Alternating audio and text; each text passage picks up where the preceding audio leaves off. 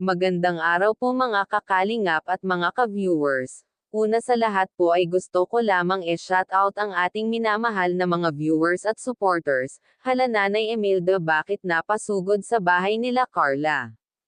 Nako Carla, ganyan, anong nangyari sa inyo ni Joy?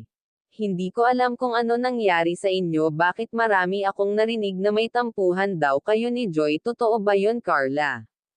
Bakit po Nanay Imelda? Wala naman po kaming tampuhan ni Ate Joy. Carla, pasensya na talaga ha, at ngayon ko lang nalaman, kaya napasugod ako dito para linawin kung ano ba talaga ang totoo, kasi di ba dapat close kayong lahat ng K-Angels, at dapat walang away, kaya sinigurado ko kung may tampuhan kayo para maayos agad habang maaga pa.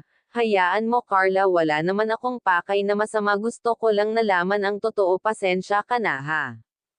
Yan po ang video na pag-uusapan natin ngayon mga kakalingap, at kung bago ka pa lamang sa aking channel ay baka pwede paki-subscribe at wag po muna skip ang video para malaman ang nilalaman nito.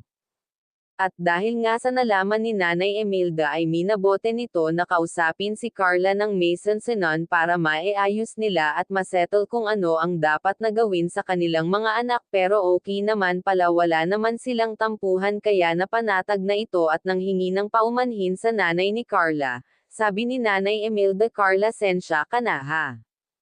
Unawain mo na lang si Joy minsan kasi may hindi kayo pagkakaintindihan, pero very thankfully daw siya na nakilala siya ng Team Kalingap, at ito daw ang bumago sa kanya simula kasi nang makilala sila ng Team Kalingap ay malaki ang nagbago sa atin, di ba, lalo na sa pamumuhay natin ngayon. Kaya pasalamatan natin ang mga sponsor na laging nagbibigay pasasalamat niya sa mga sumusuporta sa kanya. Yan ang isang mahalaga sa buhay natin, ang pagtiwala sa Diyos para makaahon tayo sa kahirapan. Kaya wag nga po pala natin kalilimutan suportahan ang ama ng Kalingap na si Val Santos Matubang, at hanggang dito na lamang ang ating mixing reaction. Again, maraming salamat sa panonood.